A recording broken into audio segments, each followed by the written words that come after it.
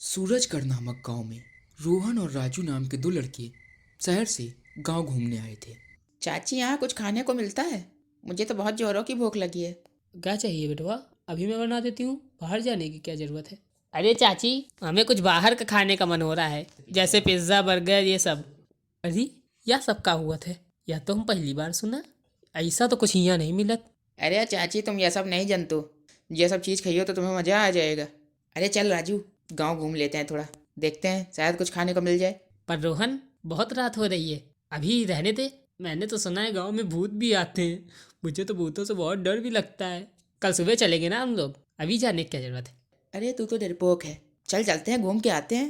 भूत वूत कुछ भी नहीं होते। शहर में तो टाइम मिलता नहीं है घूमने का। गांव में नहीं घूमेंगे तो कहाँ घूमेंगे। चल, अगर भूत होगा भी तो देखेंगे कैसा होता है भूत। फिर रोहन और राजू गांव में घूमने के लिए रात में बाहर निकलते हैं। अरे रोहन, मुझे तो बहुत डर लग रहा है। यहाँ तो कोई भी नहीं है रास्ते पर। यहाँ तो एकदम सुनसान है। एक आदमी नहीं दिख रहा है यहाँ रोड पर तो। अरे ये गांव है। गांव में सब जल्दी खा पी कर सो जाते हैं, लेकिन हम तो शहर में रहते हैं। हम तो 10-11 बजे से पहले कहाँ सोते हैं। चल, थोड़ा आगे टहल के आते हैं, देखते हैं ये गांव कितना बड़ा है, और शायद कुछ खाने को मिल ही जाए, कुछ ना कुछ। चल, तू भी क्या बच्चों की तरह डर रहा है? इतना बड़ा हो गया है। फिर वो लोग चलते चलते गांव से थोड़ा दूर आ जाते हैं। कहा था ना मैंने कि हमें कुछ खाने के लिए मिल जाएगा। देख, वहाँ से देखो, लाइट आ रही है। लगता है वहाँ कुछ खाने के लिए हमें मिल जाएगा। चल चलते हैं वहाँ। पर रोहन, मुझे तो कुछ गड़बड़ लगती है। इतनी रात में कौन गांव में कुछ बेचेगा? मुझे तो कुछ गड़बड़ लगती है। चल वापस चलते हैं, सुबह आके खा लेना जो भी खाना है। अरे मुझे तो अभी खाना है। चल चलते हैं, तू मत खाना, बस मैं खा लूँगा। चल चलते हैं। फिर वो दोनों लोग उस दुकान के पास आते हैं। वो देखते हैं कि वो एक पिज्ज़ा की दुकान थी और एक आदमी पिज्ज़ा बना रहा था। अरे वाह, ये तो पिज़्ज़ा की दुकान है। मैंने नहीं सोचा था गाँव में पिज़्ज़ा भी मिलता है। वो देखो, अंकल बढ़िया बढ़िया पिज़्ज़ा बना रहे हैं। चलो खा कर देखते हैं। मैं तो डबल चीज़ वाला पिज़्ज़ा खाऊंगा।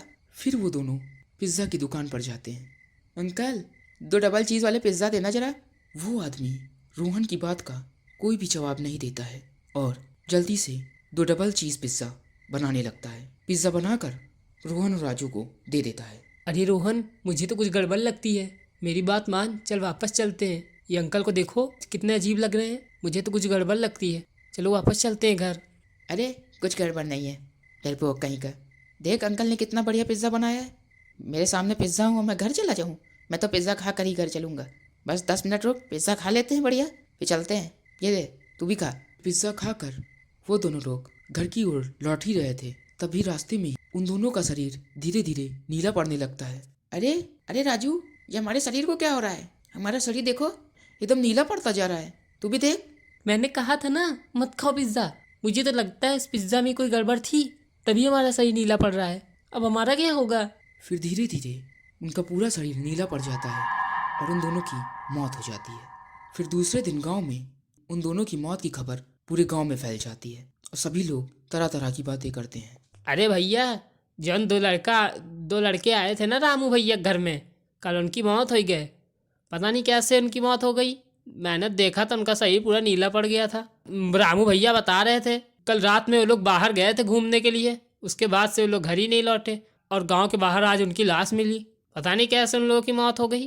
हाँ भैया, मुझे भी पता चला, लेकिन आज तक हमारे गांव में ऐसा तो नहीं हुआ। पता नहीं कैसे वो लोग मर गए। और तुमने देखा, उनका शरीर नीला पड़ गया। लगता है उन दोनों लड़कों को कोई बीमारी थी। फिर उस रात एक आदमी खेत से अपने घर वापस लौट रहा था, तभी उसकी नज़र पिज्ज़ा वाले की दुकान पर पड़ती है। अरे ये कौन सी दुकान है? हम तो आज तक इस दुकान को इस जगह पर नहीं देखा। मैं तो रोज इस रास्ते से आता जाता हूँ। लगता है आज ही खुली है। चलो देखता हूँ क्या बिक रहा है। मुझे तो भूख लग रही है। फिर वो आदमी उस दुकान पर जाता है। अरे भैया, यह क्या बना रहे हो गोल गोल? ये तो रोटी है। ये रोटी में क्या कर रहे हो? मैं चटनी वटनी डाल रहे हो? अरे दिखता नहीं क्या? अनपढ़ है क्या एकदम? ये रोटी नहीं, पिज्ज़ा है, पिज्ज़ा। लगता है तुमने आज तक कभी देखा नहीं। बोल, चाहिए क्या? खाना है क्या तुझे? 100 रुपए का है। पैसे हैं तेरे पास? अगर पैसे हो तो खा ले। हरिया उस आदमी की बात सुनकर डर जाता है और कहता है, नहीं भैया, मेरे पास पैसे नहीं है, मुझे नहीं खाना, मैं जा रहा हूँ। और वो डरता हुआ अपने घर वापस लौट आता है। अरे कैसा आदमी था ये? एकदम अजीबोगरीब, एकदम गुस्से में बातें कर रहा था। पता नहीं क्या है इसको। चलो, मुझे क्या करना, चलो घर चलता हूँ। फिर दूसरे दिन हरिया फिर से अपने खेत की ओर जा रहा था, तो वो देखता है कि जो दुकान उसने रात में देखी थी वो पिज्ज़ा की दुकान उस जगह पर नहीं थी। वो दुकान वहाँ से गायब हो गई थी। अरे कल रात में यहाँ तो वह दुकान देखा रहा है, कहाँ गई वो दुकान? एकदम यही जगह पे रही, यह कैसे हो सकता है? क्या मैं कोई सपना देख रहा था क्या? कहीं भूत तो नहीं था वो? चलो खेत चलता। फिर वो ये बात गांव के कुछ लोगों से बताता है। अरे बिरजू भाई, कल रात में मैं घर लौट रहा था तो मैंने देखा कि एक दुकान रास्ते में खुली थी। एक आदमी पता नहीं रोटी की तरह कुछ बना रहा था। मैंने उससे पूछा क्या बना रहे हो, तो उसने कहा पिज्ज़ा, कुछ यही पिज्ज़ा कहा था उसने कुछ। लेकिन आज मैं जब लौटा तो वो दुकान वहाँ पे थी ही नहीं, एकदम गायब हो गई वो दुकान। क्या तुमने भी वो दुकान आज तक देखी है? अरे नहीं हरिया भैया, हम तो नहीं देखा आज तक। तुमका कोनो वहम हुआ होगा, वरना रात में इतनी हमारे गांव में कौन दुकान खोलेगा? रात में तो कोई आता जाता भी नहीं है। जरूर तुम्हारा वहम होगा। तुम ठीक कहा तो बिरजू भाई, शायद मैं कोई सपना देख रहा था। फिर एक दिन रात में एक शराबी उस रास्ते से गुजर रहा था जिस रास्ते पर रात में पिज्ज़ा की दुकान लगती थी। अरे शराब तो पी ली है, चलो कुछ खा लेता हूँ, बहुत जोर भूख लग रही है। शराब के साथ कुछ खा ही लेता हूँ, मज़ा आ जाएगा। वैसे भी मेरी बीवी कुछ बना के तो देगी नहीं, लाठी से मारती है। चल यहीं खा लेता हूँ। अरे यह दुकान कहाँ से आ गई? चलो मज़ा क्या करना, चलो खाता हूँ चल के। अरे भाई जो बना रहे हो एक ले आना, देखूँ क्या बना रहे हो तुम। फिर वो आदमी उस शराबी के लिए पिज्ज़ा बनाकर लाता है। पिज्ज़ा खाते ही उस शराबी का शरीर नीला पड़ने लगता है और वहीं पर वो मर जाता है। उसकी मौत की खबर दूसरे दिन गांव में फैल जाती है। अरे इसकी मौत भी उसी तरह हुई है जिस तरह कुछ दिन पहले दो लड़कों की हुई थी। इसका भी शरीर नीला पड़ गया है। पता नहीं ये कौन सी बीमारी चली है कि आदमी का शरीर नीला पड़ जाता है और फिर मर जाता है। भाई तुम ही बताओ ये क्या हो रहा है? पता है बहुत खतरनाक बीमारी हमारे गांव में आ गई है। हाँ भाई, पता नहीं क्या हो रहा है हमारे गांव में। आए दिन कोई ना कोई मरता ही रहता है और सब एक ही तरह से मर रहे हैं। सबका शरीर नीला पड़ जाता है। और एक बात देखा तुमने, सबकी मौत रात ही में हो रही है और सब गांव के बाहर ही मरते हैं। जरूर कोई ना कोई गड़बड़ है। फिर उस रात एक आदमी शहर से गांव वापस लौट रहा था। अरे हमारे गांव में पिज्ज़ा की दुकान ये कब खुल गई? फिर दूसरे दिन वो आदमी गांव वालों को उस दुकान के बारे में बताता है। अरे भाई कल रात में जब मैं शहर से घर लौट रहा था ना, तो मैंने देखा कि हमारे गांव के बाहर वाली सड़क पर एक पिज्ज़ा की दुकान खुली थी। एक आदमी पिज्ज़ा बना रहा था, वो भी इतनी रात में। मैं तो हैरान हो गया, लेकिन बहुत थका था घर लौट आया। क्या तुमने देखी है दुकान? अरे नहीं मनोज भैया, मैंने तो नहीं देखी। कैसी बात कर रहे हो? वो भी गांव में हमारे पिज्ज़ा की दुकान? ये कैसे हो सकता है? चलो दिखाओ, चलो जरा, हम तो देखी पिज्ज़ा की दुकान कहाँ खुली है।